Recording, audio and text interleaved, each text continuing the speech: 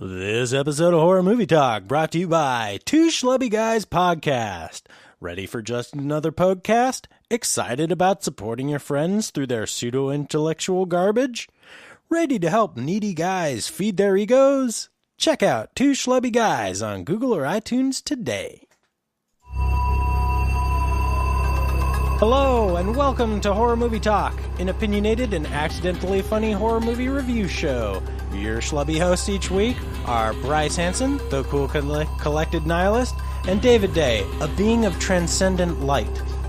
New theatrical releases always get priority, but we also review older horror movies, both good and horrible. I'm David Day. I'm Bryce Hanson.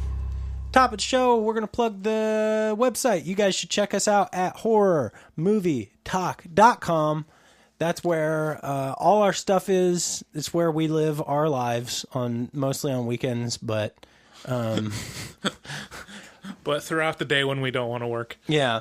And check us out on social media. We're pretty active on Twitter. We need to start taking pictures. We should take a picture right now to post to Facebook so that everybody so that we can engage our audience, because Facebook really seems to want us to do that a lot. And see how messy my hair is. Oh boy. Yeah. Oh, we're gonna get a sexy, like he's kind of like tousled, you know. So hey baby, we're posing. Yeah. Okay. We post every Wednesday. So check us out on Wednesday. Subscribe, leave a review on iTunes or the podcast thingy of your choice. We just joined Amazon Associates program, so we know it's the holidays. You're going to be going to Amazon buying some stuff last minute style. So just go ahead and click through our site, horrormovietalk.com. There's a link at the top of the site.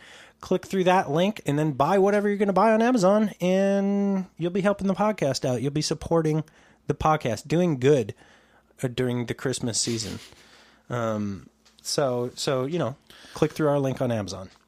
Also, check out Shudder, the horror movie streaming platform similar to Netflix, but it's called Shudder, Shudder. And if you enter HMT at checkout, you get 30-day free trial of Shudder to check out all the crazy cool releases and exclusives on there. They got Texas Chainsaw Massacre. They got a bunch of the Halloweens. They got Mandy is an exclusive that you can only watch on there. So check out Shudder.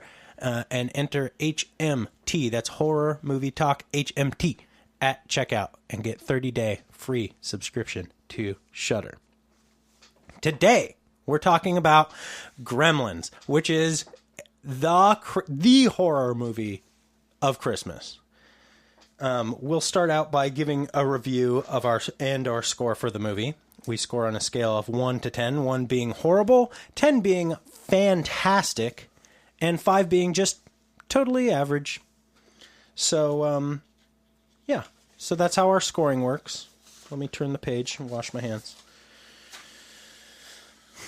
Later in this episode, we will be doing taglines and a new game. So, taglines is a game where we make up taglines for the movie. And Gremlins is a hard movie to make taglines for, so stick around to listen to the train wreck that is that is taglines for Gremlins. Also, I made up a new game, and it's the Rotten Tomatoes game. And by made up, I mean stole. I stole this from a podcast that I listen to fairly frequently, but not so much anymore. The Adam Carolla Show. Which is, I don't think people know what the Adam Carolla Show is. You don't think people know what the Adam Carolla Show is? Are you serious? No, I'm being sarcastic. Okay, all right. You're being so coy. It's like one of the top podcasts. It is, but I mean, I don't know. If you're listening to us, mm-hmm. Are you a big fan of Adam Carolla? Maybe you are. I don't know. It's likely. It is likely, but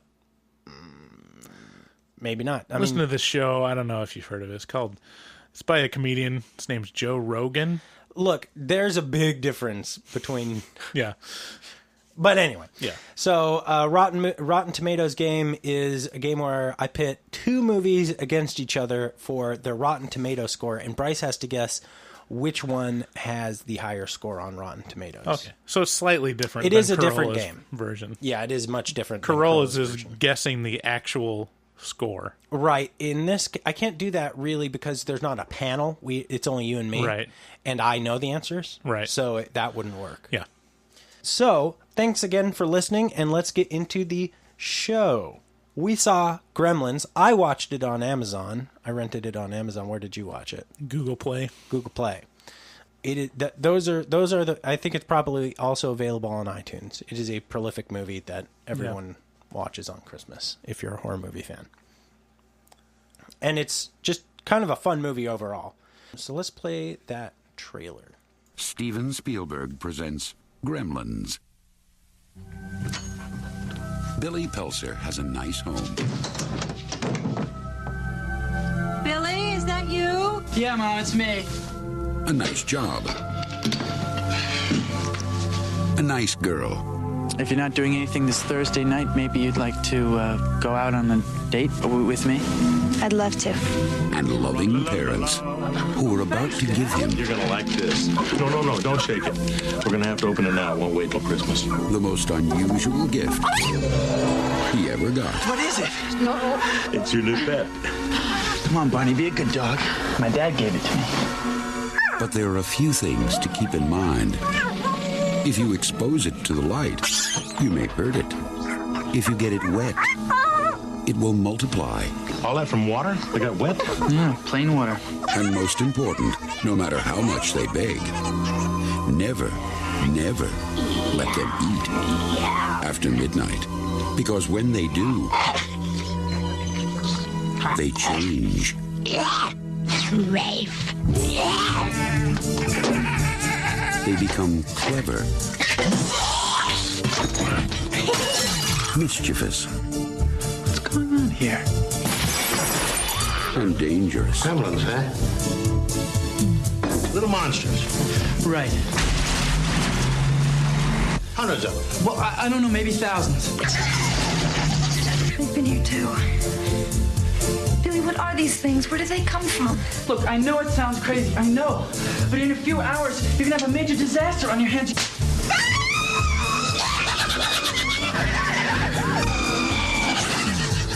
Gremlins, directed by Joe Dante. They'll be expecting you. Yeah, that's a great movie. Gremlins is if you don't know what Gremlins is about, what the fuck have you been doing with your life? Honestly, I would be very impressed if anybody hadn't seen this movie. It's not quite. So I've had a few situations in my life where I've talked to people and learned that they have never seen Star Wars. And, we're talking about like 30-year-old people. And I'll be like, what the fuck? How? How did you do that? It seems like you'd have to live a life of dodging Star Wars not to see Star Wars. And while Gremlins is not quite that level, it's not far away. As far as like a definitive mass market 80s movie, Gremlins is got to be on the top 10. Basically, yeah, it's like Goonies and Gremlins. Yeah. It's a Spielberg produced movie, so Right. it's not like it's a niche thing. Yeah, no, have you seen Jaws? No? Okay, what are you doing? Like, go see that. You need to go see that. Right. It's about a Mogwai in a sleepy little town of Kingston Falls that wakes up to a very unusual Christmas day. It's single-handedly responsible for a huge section of horror that's super campy and now basically known as, I think it's basically known as Gremlin knockoffs. Would that be fair to say? Is there a subtitle that you can think of that would fit it better? No, I think, yeah, it's kind of its own subgenre. Yeah. Here is a list of Gremlin knockoff movies and franchises. So you got Troll, and there's a couple of those. You got Critters. That's a a well-known Gremlins knockoff. I didn't actually include Ghoulies. I did not include Ghoulies because Ghoulies came out a little bit before Gremlins. Really? Yeah. Wow. So at least the same year, I Gremlins is a believe. Ghoulies knockoff, really?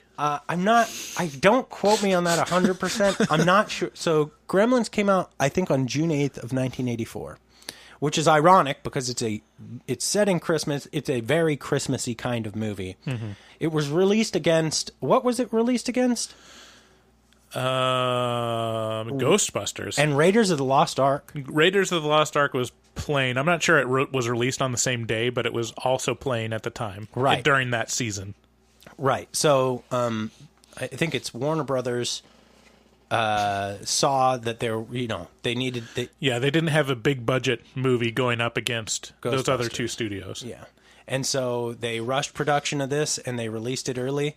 And so we got Gremlins in early summer of 1984.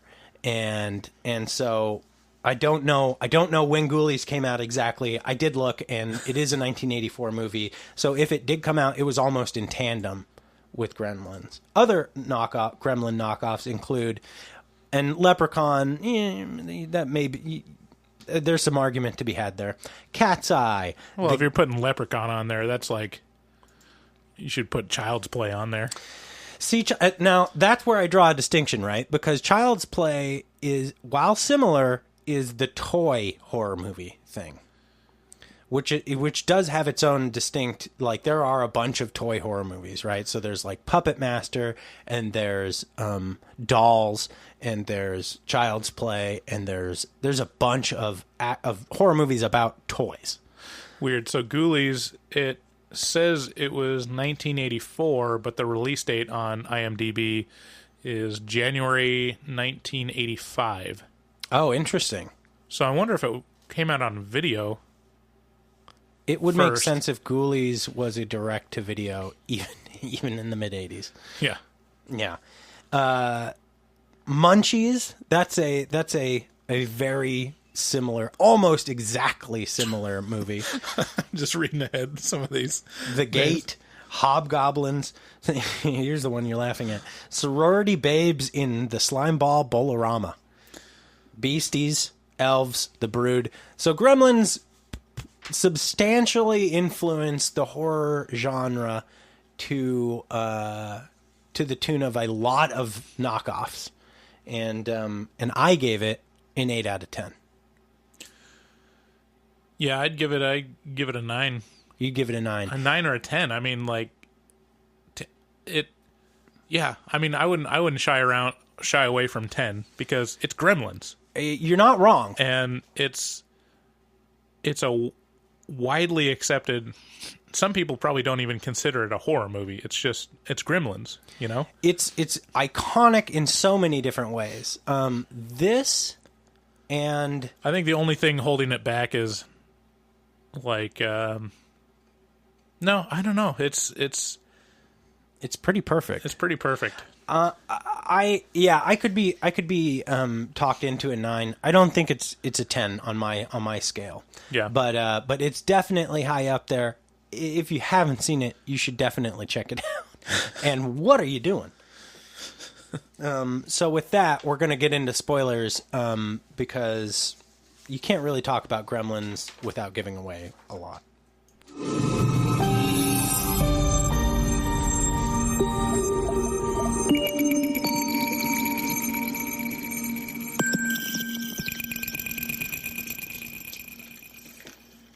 Gremlins is an iconic movie in a lot of ways. First of all, it's got Steven Spielberg's stink all over it.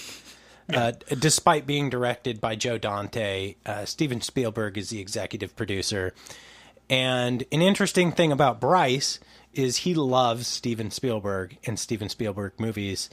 And because he was the executive producer on this, I bet Bryce has some very worthwhile takes on this movie. Yeah, man, I don't subscribe to the hipster dogma of, oh, Steven Spielberg is a hack. Like, he's played out. He's so safe. It's like he makes some of the greatest movies that have ever been made. Yeah. And he's never made a bad movie. I can't think of one movie that I would label as bad. Yeah, I mean, you'd have to dig into his IMDb. It would be hard to find one that's average.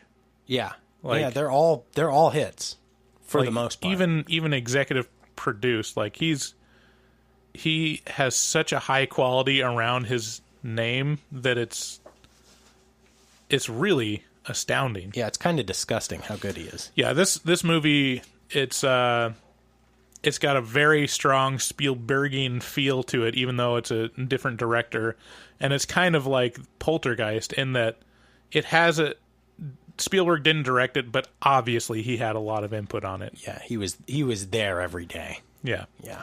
I mean, Poltergeist was directed by the same guy that did Texas Chainsaw Massacre, Tobe Hooper. Really? Like, does that look like a Tobe Hooper movie? No. It's a Steven Spielberg movie. Yeah.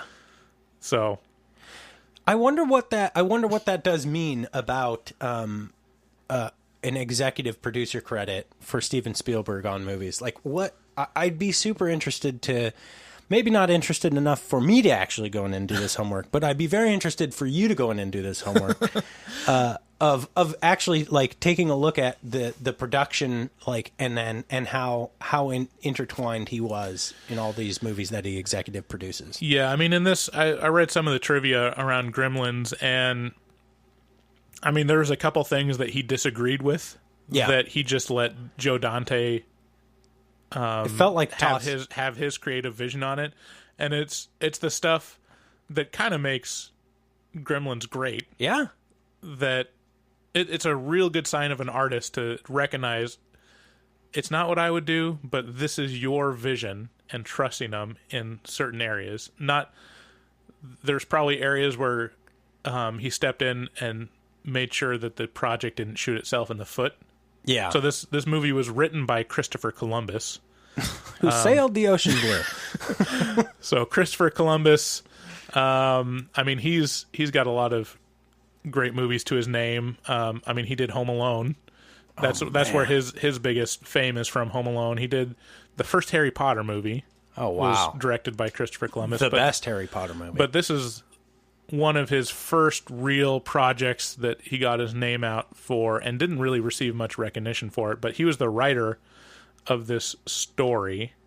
And a couple of reading in the trivia in IMDb, a couple of the choices that he made would have been very bad for this movie, which was, number one, the Gremlins. Who, Christopher Columbus? Yeah. So this is one of those instances that I think the studio and or Steven Spielberg stepped in and just said, no, that's too much. There's a reason I'm here, and it's to stop you from doing this. So in the original script, it had the Gremlins killing Billy's, or what's his name? Is it Billy? Yeah, Billy Peltzer. Billy Peltzer has him killing Billy Peltzer's dog. Killing his dog. And mother. They had the Gremlins beheading Billy Peltzer's mother and bowling her head down the stairway. Yeah. Now that does not fit in the Gremlins movie. and I'm sure Steven Spielberg came in and just like, maybe we don't do that. And I'm sure Joe Dante felt that too, because he had a pretty specific vision. Let's dim this down a shade. Yeah. So for anyone who miraculously dodged watching Gremlins for their entire life, I'm looking at you, Adrian, probably. It's a story about a man who. Okay, so this movie starts out in one of my very favorite ways, which is in a bustling set depicting Chinatown with lots of people, and it's just it's life on fire. You know, it's just there's tons of people and there's lots of action and it's all crowded. And it just feels lots of sailors getting laid by hookers. Lots of sailors getting laid by taking hookers to hotels. Yeah, and where a young Chinese boy leads Randall Peltzer, played by Hoyt Axton, down into his grandfather's shop of Asian artifacts. And Randall Peltzer has an interesting through line in this movie in that he is a shitty inventor, unless you count creating inventions that kill gremlins well. And down in this little Asian artifact shop, he meets Mr. Wing, who is a Chinaman with a dead eye. A very offensively stereotypical old Asian man with a Fu Manchu. And yeah, it's almost anachronistic to call him Asian. I mean, really, honestly, he should be called Oriental. Right. It's so offensive. The portrayal. It's like, all right, this is like if Arthur Conan Doyle described this person. And there's a lot of very Steven Spielberg feeling things going on in this, right? A lot of Indiana Jones-esque sort of stuff. There's a little Chinese kid wearing a New York Yankees hat. Yeah, Short Stack. Yeah, Short Stack is basically in this movie. And, the Randall Peltzer walks into this shop and there's just mysteries upon mysteries in this shop. Ancient history that you can buy.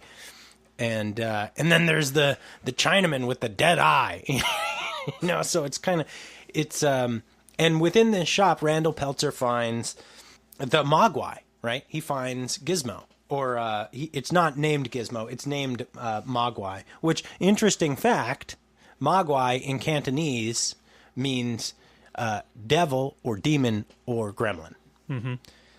So Mr. Peltzer makes an offer for the Mogwai of $100. The grandpa turns it down. Mr. Wing turns it down, and he's like, $200. And the kid is like, oh, $200, that's more money than I've ever seen in my life. And Mr. Wing's like, no, you can't handle the Mogwai. It's not for sale. It's not for sale. And then the kid's like, just get out of here, and I'll give you the Mogwai. We'll make a trade. Give Short Stack a little sugar. Yeah, give Short Stack. So he meets him outside. He gives him the box containing the Mogwai, a cute little fuzzy animal, and then he gives him 3 rules to follow. He says, keep them out of light. You heard it in the trailer. Keep them out of the light. They can't stand light, especially sunlight. Sunlight will kill them. No, this is very important. These rules, this is very important to the movie. They only say it like 5 times. Yeah, right. Specifically in the movie. Yeah, it's great. Everyone remember, no sunlight because it'll kill them. No water. Don't get them wet. Not going to tell you why. And don't feed them after, whatever you do, don't feed them after midnight. For sure. So super tropey. It's like set up rules. So as expected, they keep all those rules and everything works out fine. And Billy Peltzer gets a nice little Mogwai, and then they have a nice Christmas. Mm-hmm. And they open up their presents. He teaches them how to sing Christmas carols. Yeah, because he's a good singer. Mm-hmm. Mogwai's a good singer. Does a little dance, and they take him on the road. The end. So all those rules eventually get broken.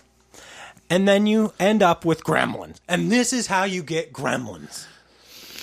And so let's talk about feeding after midnight. There's a lot of tropes going on in this movie. This movie is basically one gigantic walking trope, and it's what makes it so fun and funny. Yeah, it's one of those things that can only exist in movies. Right. The movie logic of don't feed them after midnight. What time zone? Yeah. Midnight. Don't feed them after midnight.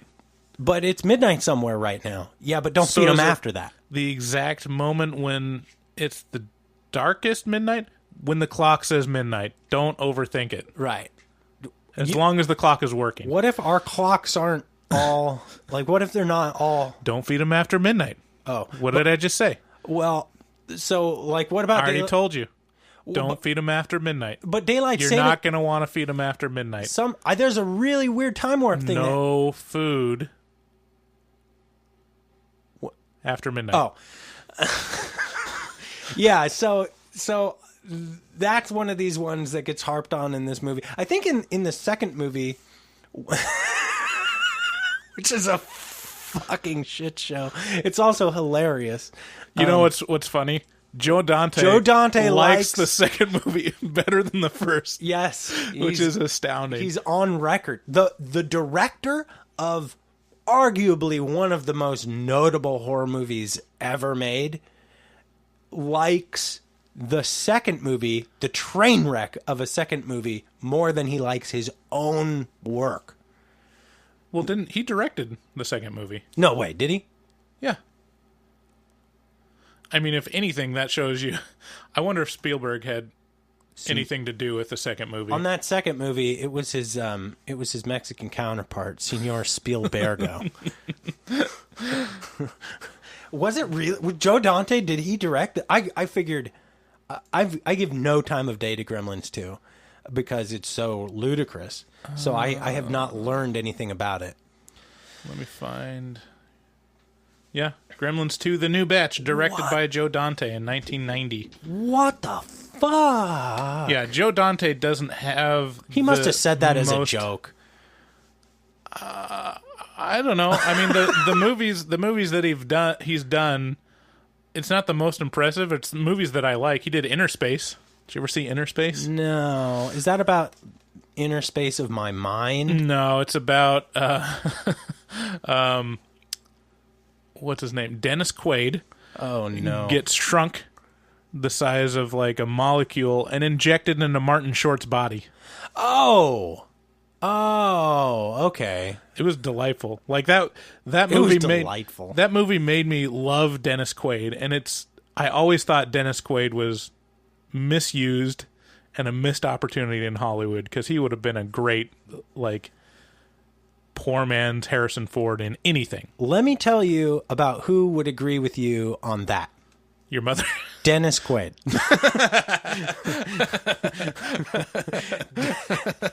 Do we have any clips of him like ranting into Periscope? Oh man, that guy's really fucking lost his mind. No, I'm you're thinking Quaid. Randy Quaid. Yeah, I'm sorry. His brother. Yeah. Randy Quaid is a lunatic. Crazy. So other movies that Joe Dante did is The Howling. I haven't seen that one. Apparently that's a pretty good one. Yeah, it's a pretty good movie. And Small Soldiers. Ooh. That's the top four on his IMDb is Inner Space, Gremlins, The Howling, and Small Soldiers. When I see Small Soldiers, I'm like, oof, that's not a mark of quality for him. The thing about Small Soldiers, it had a really good marketing. Like the concept was super cool. And then even as a kid, I was like, oh, this is very bad. He directed several episodes of Hawaii Five-0. Oh, okay. The most recent one. Oh. Oh, no. Poor Joe Dante. Oh, Joe Dante. So when he says he liked the second one best, that makes me wonder if he actually thought it was better. That's like concussion material. Like you've produced a real actual masterpiece and you like the piece of shit better? I mean, I grew up I watched Gremlins 2 a ton of times. So, I mean, I'm not above liking it. It's for what it is, it's hilarious. Yeah. But it's not good like Gremlins is. I'm trying to see if it was produced by Spielberg too. It was written, it was executive producer, all the same people. Gremlins 2. It was also written by Christopher Columbus. Yeah. Wow, it was written by Christopher Columbus? Oh, no, characters. That's Oh, okay. All right. It was written by Charles Haas. There's a great, I played the sketch. The Key and Peele sketch? The Key and Peele sketch. There's a great Key and Peele sketch about the studio execs discussing, the writer's room for Gremlins 2. Right. And they bring in the punch-up artist, the script punch-up artist, and it's very telling. Yeah. It's actually, I mean, it's a like if you're curious, if you want to know about Gremlins 2 without having to watch it, just watch the Key and Peele sketch about Gremlins 2 and you'll get everything you need to know 100%. It will educate you up. Yeah. Interesting tidbit. about Gremlins is single-handedly responsible for the name of every ugly and small dog from 1984 to 1996. Gizmo. Yeah. Primarily Gizmo. Gizmo's adorable, though. He is adorable. I would name a really cute dog. I said Gizmo. small. All cute dogs are small, so I included that demo. Yeah. But usually it's those ones with the fucked up teeth, where they can't keep the teeth inside their mouth. Probably a lot of Chihuahuas named Gizmo. Yeah, there's a lot of like Maltipoos and stuff named Gizmo. So Gremlins is filled with a bunch of Easter eggs. It's filled with a bunch of tropes and a bunch of Easter eggs. Some of the more notable Easter eggs now, I'm not going to go through the story of Gremlins necessarily. We can touch on it. So you heard the rules of Gremlins. Don't get them wet. Don't feed them after midnight. Of course they get wet. Yeah. And of course they're fed after midnight. And don't put them in the light. So what happens is if you get them wet, they start multiplying. A bunch of gremlins or a bunch of mogwai and or gremlins pop out of the back of the one you got wet. Of whichever one you get wet. And then if you feed them after midnight, they go from the cute, furry mogwai into the slimy, reptilian, evil gremlin creature. What's the matter, Dave? Don't you like to get wet? That's from that Dave Chappelle sketch with Wayne Brady. Wayne Brady gonna choke a bit. Yeah. So I felt really bad for Gizmo when he got wet because then a bunch of little mogwai pop out of his back, and he looks so sad and worn out. Like he's like, imagine you produce more of you, just spontaneously within a couple of minutes, and then they pop out of your back. Now you're fucking spent. This is like exhausting because you're basically cloning yourself. Mm-hmm. And they whore him out in this movie to doing this. And poor little guy, he's so cute. Yeah. Yeah, he just looks so tired. So that's basically all you need to know for the plot. The gremlins are like just little evil creatures that cause havoc. They're gremlins. Just chaotic evil creatures. Yeah. And they're fun and funny and chaotic and terrible. And so on to the fun points. Yeah. So some of the more notable Easter eggs in Gremlins are, so for example, Stripe is the leader of the Gremlins, right? So he's the big boss Gremlin, and he has a white mohawk that's got a stripe down his middle. He's a fucking that's how you know he's bad. Mm-hmm. This is the 80s. Yeah, this is the 80s. He attack in the end in the ending sequence. He attacks Billy with a chainsaw, and that's a direct ode to the Texas Chainsaw Massacre. It's very, very similar to the way Chainsaw ends. At the start of this movie, there's the movie theater in town is showing two movies, A Boy's Life and Watch the Skies, which were working titles for executive producer Steven Spielberg's E.T. the Extraterrestrial and Close Encounters of the Turd Kind. High five. Right on. Respectively. So there's a lot of like Steven Spielberg Easter eggs in this movie. The radio host has a billboard that is written in Indiana Jones font that's like "Rockin' Robbie Retardo." Yeah. And it's all written in Indiana Jones font. Another one is when Rockin' Ricky Rialto, that's his name. Yeah. The Gremlins wear Mickey Mouse ears in this movie. There's a bunch of Disney callbacks, and they watch Snow White. So, and finally, when Billy, what? I'm just reading ahead. When Billy, who's played by Zach Galligan, leads Pete, who's played by Corey Feldman, a very young Corey Feldman. up to his so Billy takes Corey Feldman up to his room to show him the Mogwai, and there's a rolled up movie poster for The Twilight Zone the movie in the background, just kind of above the stairs there. So that scene with Corey Feldman is probably one of my favorite scenes in the movie, that underlines how 80s it is. Yeah. Or how much movie logic there is. Yeah. Because whenever you have, a magical, mystical creature that no one's have ever seen or heard from before, and you unveil it, and the reactions are, cool. oh, wow, What is that? how cute.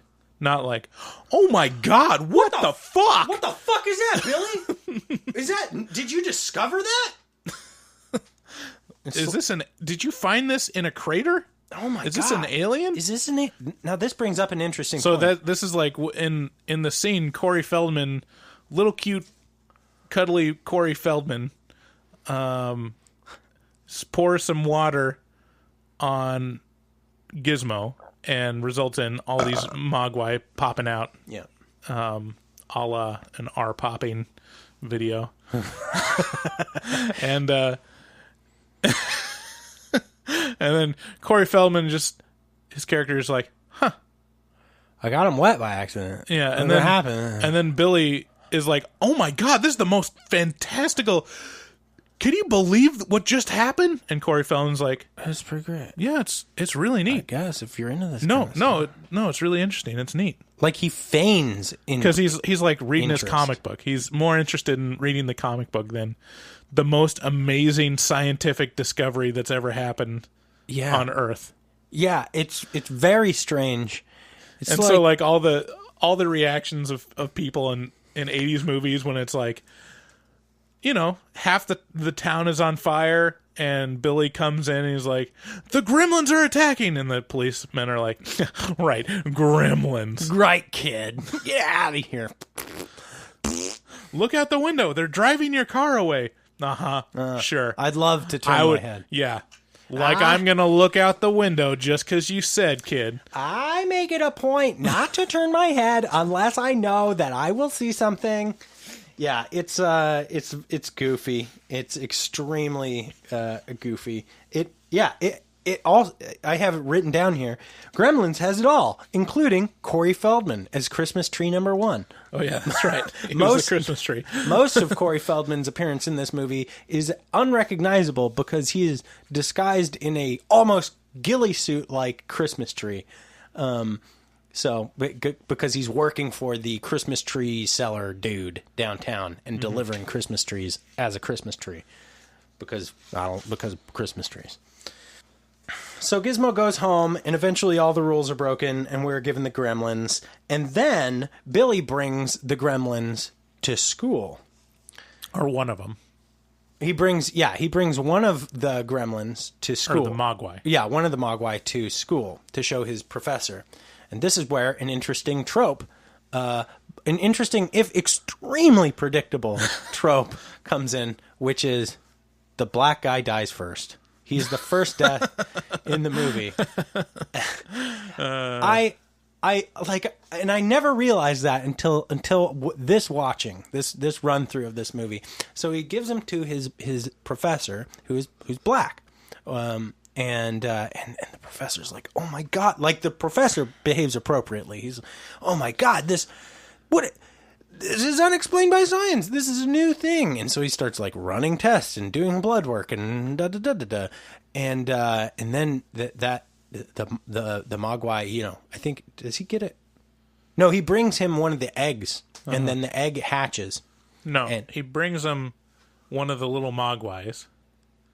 No, Like he shows him he creates one in front of the professor. He drops a little drop of water on the back of one, and then he pops also out a new one. Later, he also does bring a cage with a gremlin egg in it. No, Yeah, it does. no.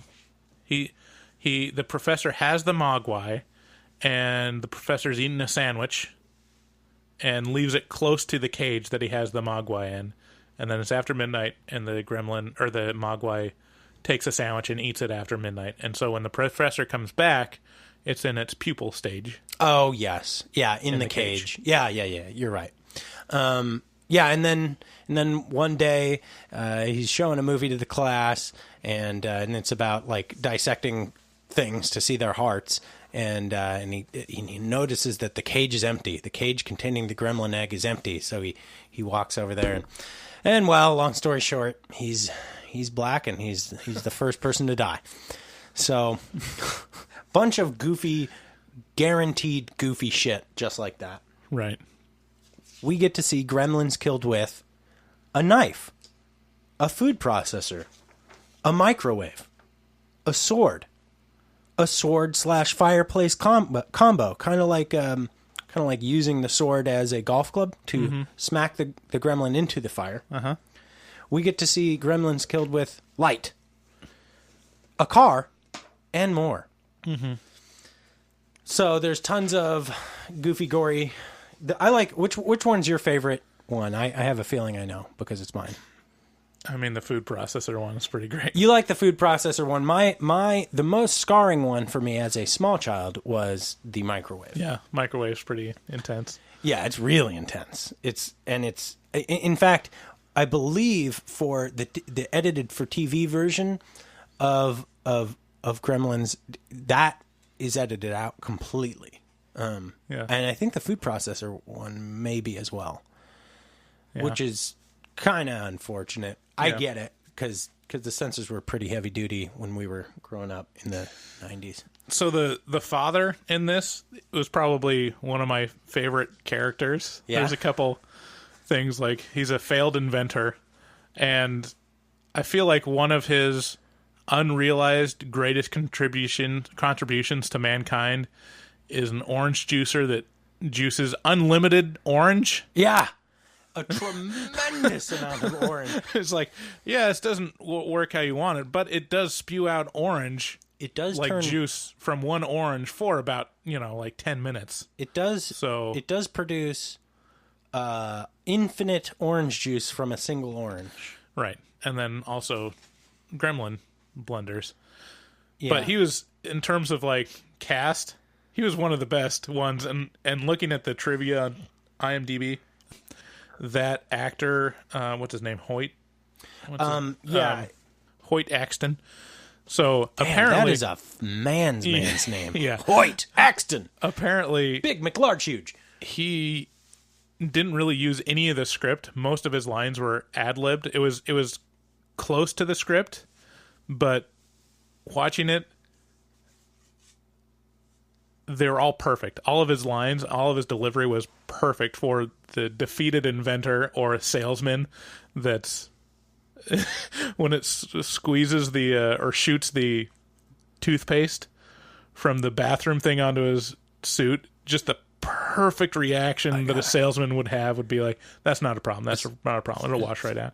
Just moving right on, like in the stream of it. Anyway, yeah.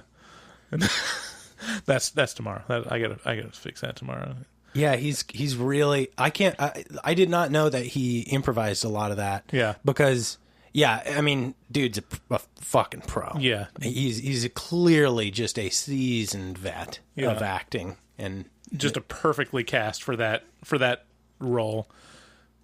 And it's a pretty small role, but it's really good. Yeah, and it really rounds out the movie. Like, everything about this movie, it just helps to make it a nice package that's easy and fun and a complete thing. The only... Go ahead. No, go ahead. The only thing I have against Gremlins is it's about 10 minutes too long. It's an hour and like 48, and... You could get. I think they dwell on the parts where it's just gremlins, like in the bar and in the house and stuff. They dwell on it a little too much, and it gets a little too cutesy. The bar scene is 5 solid minutes. Yeah, it does not need to be. Look, there's gremlins smoking now, and now they're smoking more. He's got a little hat. He's got a little hat. They're playing pool. Look, they're rowdy. They're rowdy gremlins. Dancing. Now watch it for 5 minutes. Oh, he smacked her in the ass. So it's like... Yeah, now watch that for 5 minutes. And Gremlins 2 is the movie. Yeah. That's like the whole point of the Gremlins 2 is to show that. Look at how Gremlins act. Look how kooky and wacky they are. Yeah, and I mean, it'd be hard not to fall into that trap, given the circumstances of this movie and the technicality, or how. Okay, so let me get into exactly what I'm saying here. These are all animatronic puppets. These are all mechanical animatronic puppets, and each one costs $30,000 to $40,000. I know, it's insane. And there's a lot of them. That's astounding. There's an entire movie theater full of them. Mm-hmm. Yeah. So think about that. $30,000 to $40,000 a pop. A pop. And so you got, okay, you buy a couple $30,000 to $40,000 animatronic gremlins.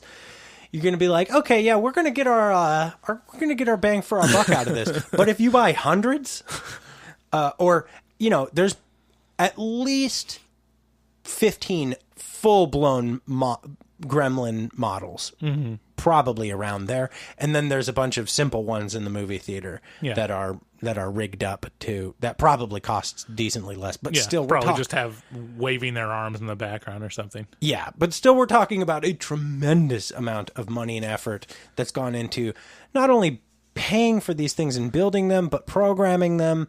And you know, making sure that they act the way you want them to. And so I kind of get it. It'd be hard not to fall into this kind of gratuitous bar scene that goes on a little too long. Yeah, because you got a bunch of unique character designs for each gremlin, and each one has to get screen time, or else you just wasted $30,000. Yes, exactly. So I get it. If you have a gripe, that would be mine. Yeah. So, the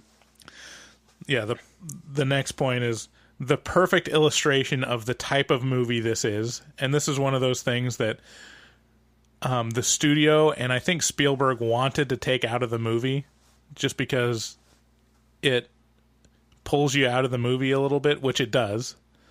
But it's Joe Dante wanted to keep it in because it's basically the thesis statement of the movie. Yeah. Which is... Okay. The dad in the chimney subplot. I'm assuming that's what you're referring to. Yeah. This is one of my very favorite parts of the movie for a few different reasons. Kate Beringer, played by the beautiful Phoebe Cates, is finally... She has a chip on her shoulder about Christmas.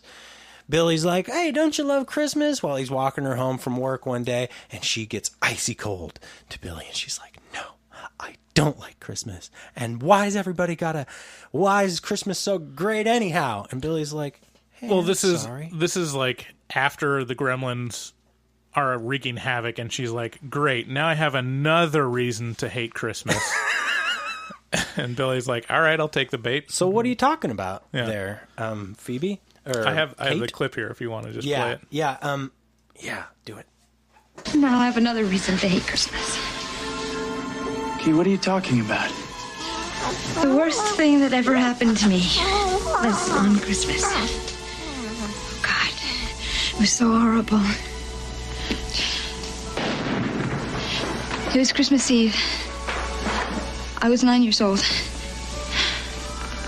Me and Mom were decorating the tree, waiting for Dad to come home from work. A couple hours went by. Dad wasn't home. Mom called the office. No answer. Christmas Day came and went, and still nothing. So the police began a search. 4 or 5 days went by. Neither one of us could eat or sleep. Everything was falling apart. It was snowing outside. The house was freezing, so I went to try to light up the fire. The background. And that's when I noticed the smell.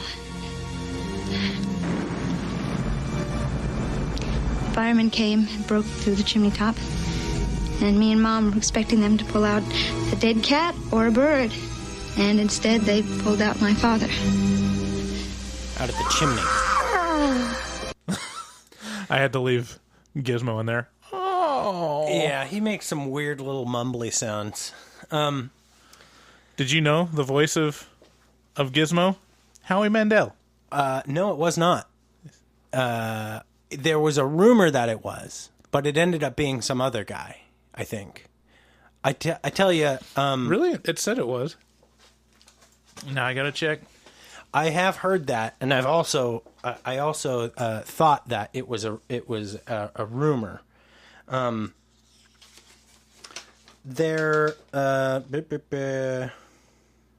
So, getting back to this chimney, Dad in the Chimney subplot, this is one of the best parts of the movie for me, for a lot of different reasons, because it's such a tertiary, separate thing. It's such a color thing. It feels so. It's a non sequitur. It just comes out of the blue.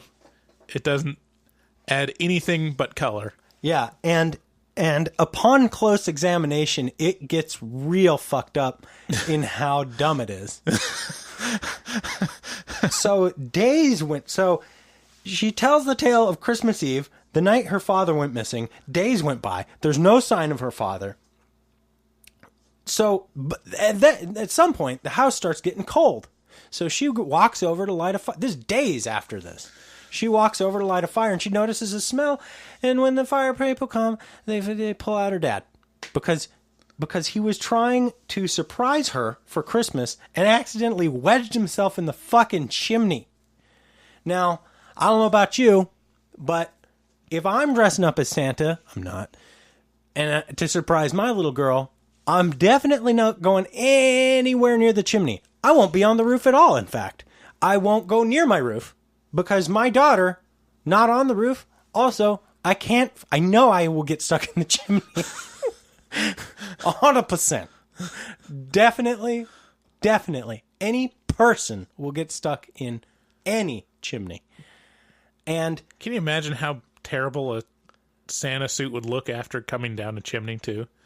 You'd be like the scariest thing. It would be some sooty, blackened...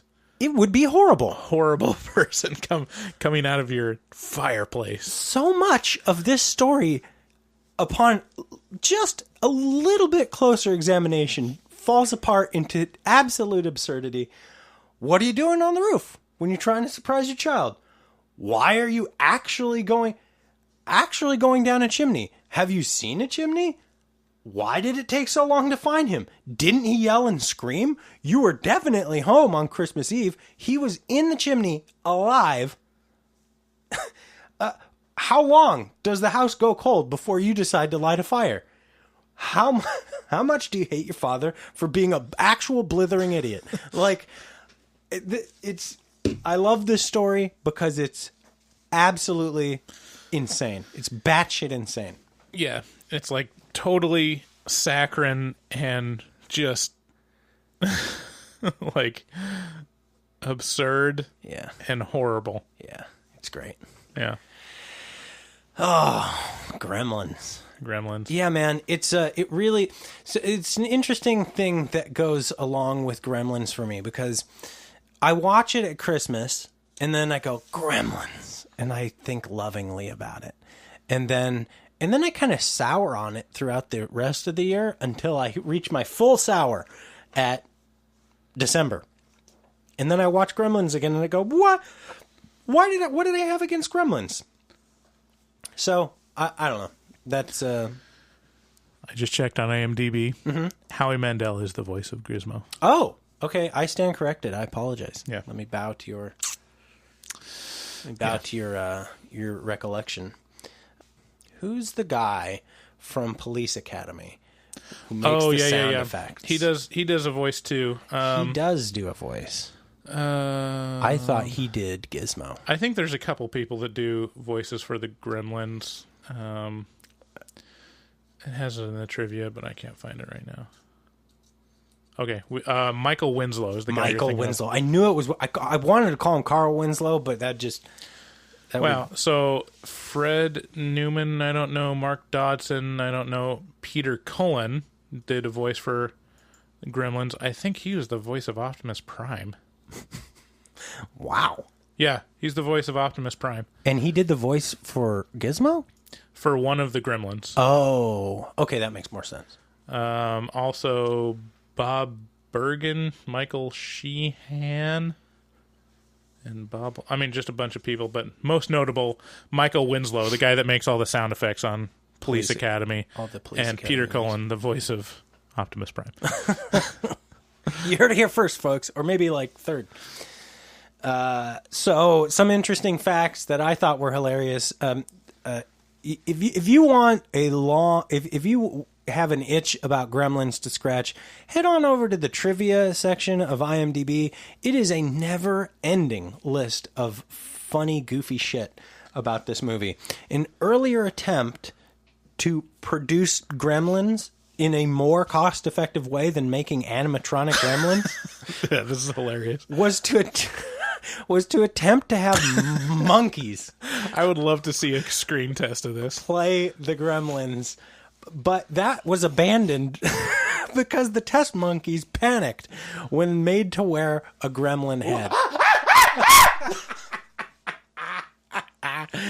Can you imagine, Bryce, how much better would this movie be if there was a bunch of monkeys playing the Gremlins?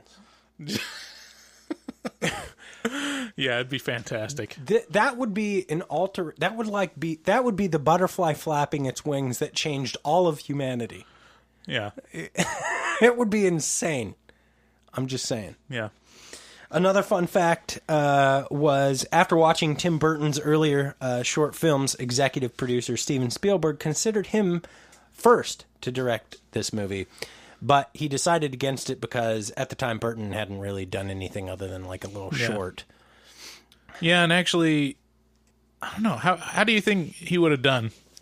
So his first feature length was Edward Scissorhands, which was fantastic, but it was original material. How do you think he would have done on a big budget I think we can Gremlins movie for his first movie? All agree that Tim Burton started very strong and then kind of fizzled from there. Like, not to say that he got bad after Edward Scissorhands, just it kind of went down. It was a big boom, and then it kind of went down from there. So if he had been tapped to do Gremlins, it would not be this very extremely fond memory, I don't think, that we're expressing on this episode of Horror Movie Talk. Yeah. I think it would be a very different movie, but it would be, I think it would be a lot darker, and it would probably still be fun, but it would not be what we're talking about at all. Yeah. At all. It'd be a very different movie. It's a little too on the nose, even. Man, Tim Burton should just do a Gremlins remake. That would be interesting. Oh, God, it would be so sacrilegious for him to do that at this point.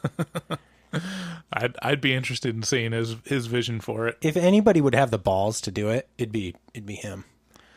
Yeah. Take and do Willy Wonka dirt like that. Yeah, I'd rather he work on stuff that was actually lends itself to like the twisted sensibilities In his lane. as opposed to handling. I mean, Roald Dahl is pretty well aligned with Tim Burton, but yeah, the Willy Wonka movie was just not his best work. Yeah, no. Another fun fact about Gremlins, because the Gremlins were so exorbitantly expensive, everybody working on the set would have to open the trunks of their cars before leaving to make sure they weren't stealing animatronic Gremlins. This is my favorite fact about Gremlins. This movie, Gremlins, and Indiana Jones and the Temple of Doom, which this movie was competing against in the summer of '84, are credited with inspiring the MPAA to create the PG-13 rating. So this movie and another Steven Spielberg movie are single-handedly responsible for the PG-13 rating, which makes total sense because PG-13 is Steven Spielberg's rating. It's shocking that Jaws wasn't because it was before PG-13. Yeah. It was a PG-13 movie. It should have been. If PG-13 had existed at the release of Jaws, it would have been PG-13. And it's the lane that Spielberg stays in. Yeah. And 80s and early 90s PG-13 really was a separate thing from R and PG, and now like PG-13 has gotten So fucked out. pretty tame. Yeah. PG-13 is, because it's Spielberg's rating, it's so coveted, but it's gotten a lot tamer over time. Like all of the Marvel movies are PG-13, and there's almost no reason. There's nothing in there. Those could definitely be PG, and they are. Like everyone takes their kids to those things. Yeah, the PG-13 rating went from being a necessity because there was no transition to signify this is violent but not sexual in nature. I can't think of any PG movies, that come out. Like, who gets a PG rating? It's either a G or a PG-13 or R. Yeah. And if you get a PG, the studio is going to want to like push it up to a PG-13. If you get an R, they're going to want to cut it out to get to PG-13. That's a really good point. Most of the time. PG used to be the rating, right? Right. It used to be like Disney movies are G, and then everything else is PG except for R, which is R. But now PG movies are PG-13 movies, and PG they're gone. They've kind of gone the way of the dodo.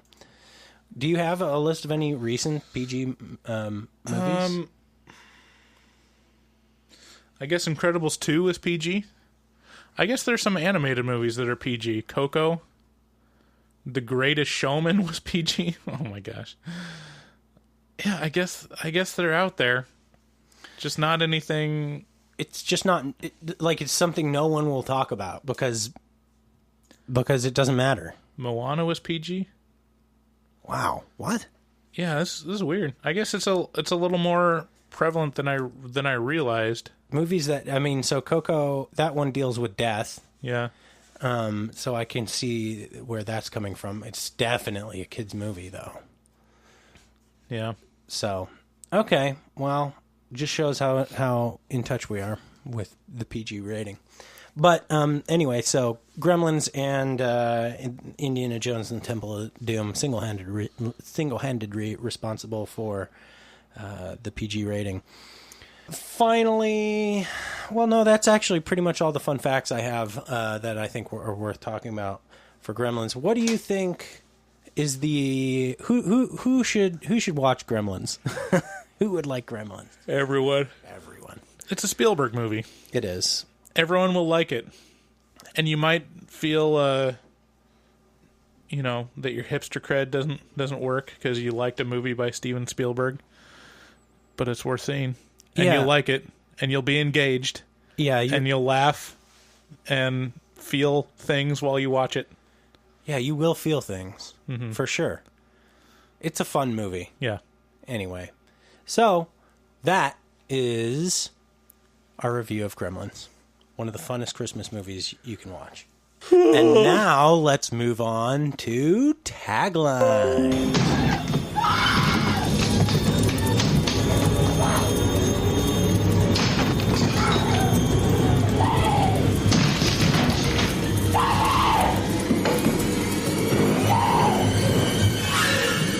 Here's Tagline.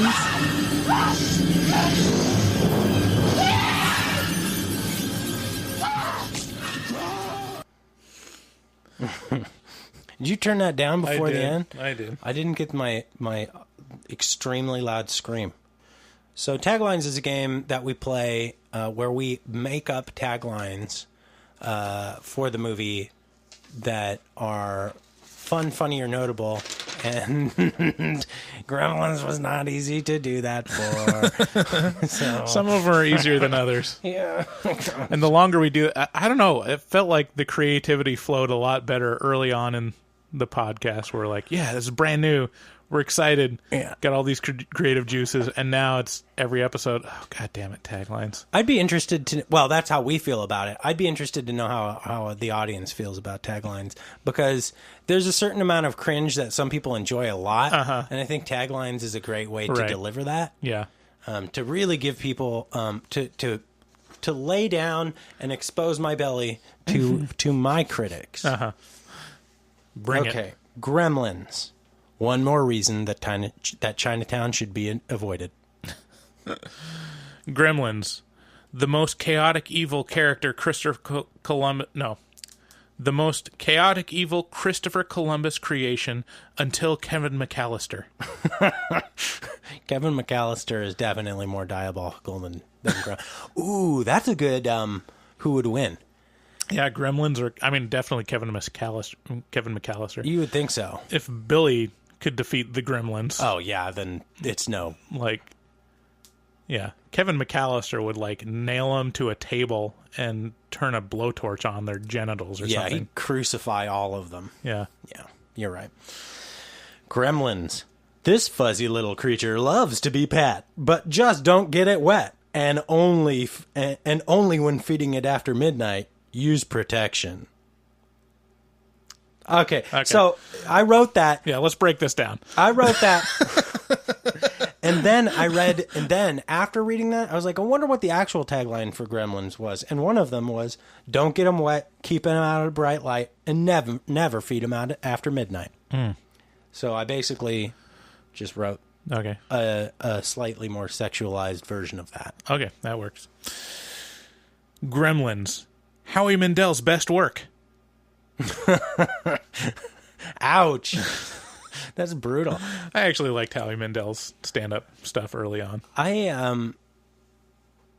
Everybody says he's such a mensch, right? Everybody says he's a nice guy. He's a really great guy. In terms of, like, watching what he got famous for, I mean, he's on the realm of... He's barely a comedian. It's more like performance artist stuff that he did. Yeah. But it was...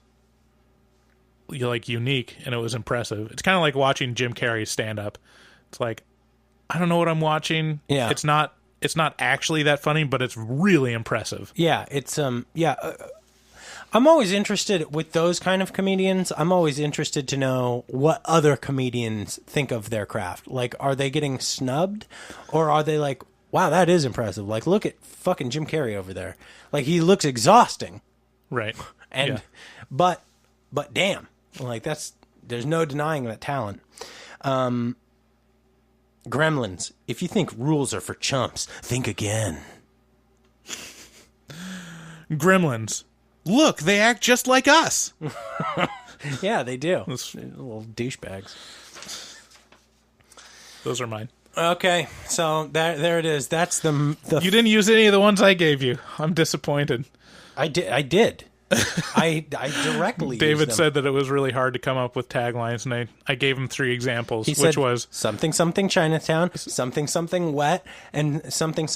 I said Corey Feldman something. Oh yeah, you did say Corey Feldman in there. Yeah, I used 2 of them. Yeah. So now we're going to move on to a game that we don't have an intro for yet. We're going to see how this does, and then we'll create an intro for it maybe down the road. This is the Rotten Tomatoes game, and the way this works is I pit 2 horror movies against each other, and the thing that I pit them against each other with is their Rotten Tomatoes score, right? So you got to guess which has the higher critic score. All right? Critic score, not overall score. Not overall score. Is this score. It is upper tier critics, like the... It is. Hang on. The certified critics or whatever. Yeah. It's the score that the movie gets in Rotten Tomatoes. Okay, so the overall score. I believe so. Let me. Okay. Yeah. The critic score. So there's like the critic score, and then the audience score. But within the critic score, there's like the certified. Top critics. Let me be very specific. This is the Tato meter score. This is not the audience score. Tato meter score. Right. Okay, so the first two movies that we're pitting against each other, and you have to guess which one has a higher rating on Rotten Tomato, is Gremlins 2, The New Batch, versus Black Christmas, a movie that we just reviewed very recently in this Christmas season. Gremlins 2. You're saying Gremlins 2 has a higher score? Yeah. No, you are Really? wrong. You are wrong. Wow. Are they close? They are exceedingly close. Black Christmas has a 71%. It wins with a 71. And Gremlins 2, The New Batch, comes with a 69%. What's the 69. What's the fresh? Where does it cross over to fresh? I think it crosses over to fresh at like 60. Okay. And then So they're both fresh. and then it's certified fresh at like 85 or 90. Yeah, I something think like Black Christmas must get a lot of nostalgia love because when I read stuff from back then, it was not well received that. Right. at all. And even now, I mean, I read after we did our review last week. What did you give it? Like a 4? Yeah, like Yeah. New York Times was doing a review of Christmas horror movies. Mm-hmm. Like, I think it came out the day, but they did a review on Black Christmas. Like a modern person reviewing it. Okay. They did not like it. Ooh. It was bad. Yeah. So yeah, it's a little surprising. It doesn't hold up well over time. Yeah. Yeah, Gremlins 2 is not a great movie. It's not that surprising. It's not a 69. All right. The next, so you got that wrong. That's one box. That's one wrong. All right. The next two movies we're pitting against each other is Silent Night, Deadly Night, a movie that you loved, I gave it a 9 out of 10. and Dead Night, which is a Oh, come on. little indie film Oh, no. Silent Night, Deadly Night. that we have without yet question. to release. Don't even. We have yet to release our review on Dead Night. We're going to release it as a bonus episode at some point. It's a very bad movie. It's very bad. And it's Probably a pretty bad podcast episode. yeah, that's why it's going to be released as a bonus episode. Just, It was the third episode we recorded. second or third, something like that. Yeah. Yeah. So you're going with Silent Night, Deadly Night for Absolutely. For sure. For sure. That's wrong. No fucking way. This is the biggest split that we have. No way. No way. That just means whoever reviewed Dead Night, that was a straight to streaming. So that's just obscure critics. They're wrong. This is wrong. Yeah. This is a great example of why Rotten Tomatoes, you really shouldn't go off of it shouldn't use it for everything. Yeah, so the Rotten Tomato score, just so people understand it, if you don't know, it's not a 1 to 10, it's not a 1 to 100% rating. It's based on the percentage of positive versus negative reviews. Right. So if the sentiment of the review is mostly negative, it gets like, a -1. And then if it's mostly positive, it gets a +1 or whatever. And they just take the average of it or something like that. So, so let's get into exactly the score for Silent Night, Deadly Night, which is one of Bryce's new favorites. That's so crazy. It did terribly. It got a 25%. Oh, how is that possible? Yeah, there's a lot of people that they just don't get it. They just don't get it. They don't. Yeah. Well, I remember Siskel and Ebert specifically called out this movie as a horrible, horrible influence on society, and the filmmaker should be ashamed. How dare you? Lots of pearl clutching around this movie. Yeah, they didn't like the way it portrayed women. Dead Night is a clusterfuck. It is just a hot, hot mess. Yeah, Dead Night is the new... Dead Night should be like 2%. Is it... Yeah, so, yeah, this is definitely an example of a movie that has not received enough scores and therefore is doing. And the scores that it did receive, it received because they sent out screeners to people who felt they owed the movie good scores because they got a screener out of it. Right. It got a 60%. Yeah, I'm very upset about that, and those are fucking wrong because that movie's a strong 2, maybe 1. Yeah, so not correct, but you got to know Rotten Tomatoes and how it works if you're gonna play this game. Wow.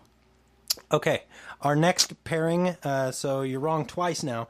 Our next pairing is The Killing of a Sacred Deer, another movie that we've already reviewed and have waiting in the wings to be released. So get on watching The Killing of a Sacred Deer. It's worth it, in my opinion. Yeah. Maybe not in Bryce's opinion. The Killing of a Sacred Deer versus Halloween 2018, the new Halloween. Oh, man. This is hard. This is hard for a lot of reasons. Killing of a Sacred Deer would be a critical darling because this is an art house movie, and it's kind of barely a horror movie. And Halloween is a remake. It's a straight ahead slasher movie. Received like a motherfucker too. People fucking loved Halloween. Oh man, I'm gonna say Halloween 2018. So close, but you're wrong. No! 1 point separating these two. Oh. Killing of a Sacred Deer got 80%, and Halloween got 79%. All right.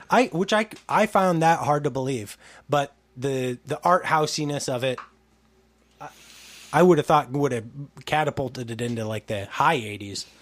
You know, yeah, all right. So you're wrong. 0 out of 3. Holy cow. Yeah, you're wrong 3 times. Now you know how it feels. Our next pairing is Halloween the original versus A Nightmare on Elm Street. So 2 slashers paired up against each other. 2 very classic slashers. Oh man, this is hard. This is hard. Okay. Now here's my thought process.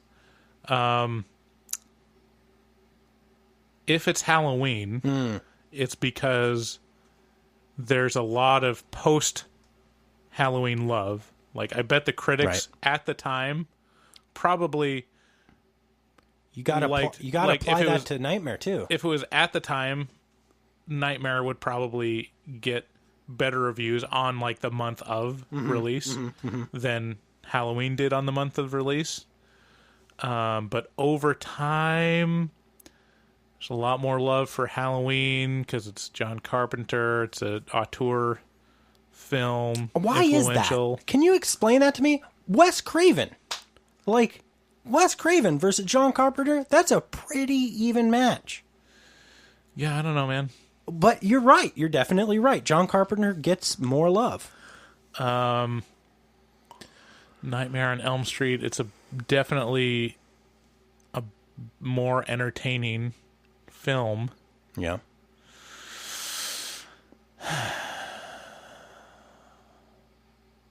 I'm going to say Halloween.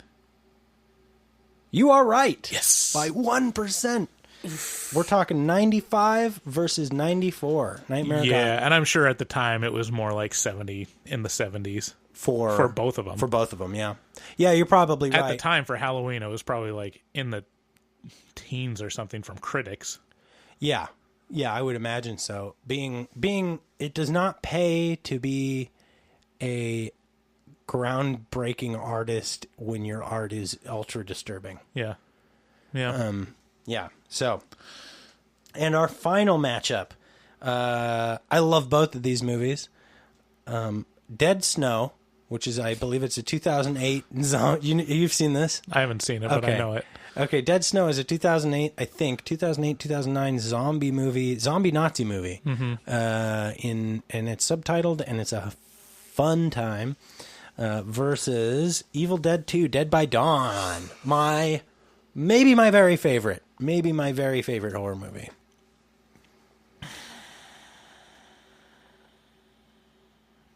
It's got to be Evil Dead 2. Does it? Because you're trying to second guess me now. Yes. You are right. Yay. Hey, you walked away. You started out terrible, and you walked away from this at, pretty, I mean, not good. but respectable. Yeah. Evil Dead 2, Dead by Dawn, 98%. That first one makes me mad. What? Dead Night versus Silent Night, Deadly Night. Oh yeah, That is insane. You should go on. That was the second one. You should go on to Rotten Tomatoes and take a look at that. Take a look at Dead Night on Rotten Tomatoes. It's very clearly just people who are like, oh, thank you for sending Barbara Crampton's in this movie. Thank you for sending us a screener. We're going to give you a good. We will not do that. We proved it on Spiral because we got a screener for that, and we were both like, Poor Joe Clark. Journalistic integrity is important to us. He was so nice to us. He was. Yeah, he was. The director of Spiral was a super nice guy, Joe Clark. He sent us a screener, and we really appreciate it, but it was not a good movie. Yeah, I like horror movies, and I even like bad horror movies, but to me, I don't really like a lot of independent, student type work. So I almost wonder if we kind of nipped it in the bud to where if you're like a film student that's making a horror movie that really wants it on the circuit and wants reviews from anywhere, if you come to our site and see our review of Spiral, you'll be like, maybe I won't ask that. That's wrong, because we actually got an offer for a screener yesterday. Really? And I accepted it for Camp Death 3 in 2D. Okay. So we're going to be checking that out. All right. To the best of our abilities, and giving a brutally honest review of it. So yeah, you got 2. You got 2 out of 5, which is respectable enough.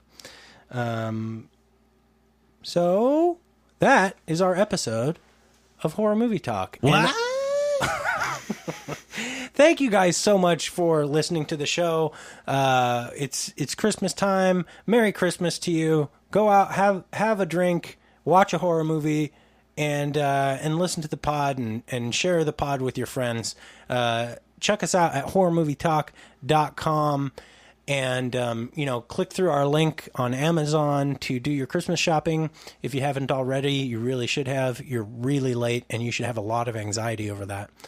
Use our link to do your shopping on Amazon. Thank you. Please and thank you. Also, check out Shudder, SHUDDER. Shudder is a horror movie and show streaming platform, and you can watch all kinds of exclusives. Mandy's on there. We have a review of Mandy in the wings, so check it out with our code at checkout is HHorrorMovieTalk. At checkout, that gets you a 30-day free trial of Shudder, the streaming platform. So it's for HMT, not all those words. Right, it's HMT at checkout. Yeah. Sorry about that.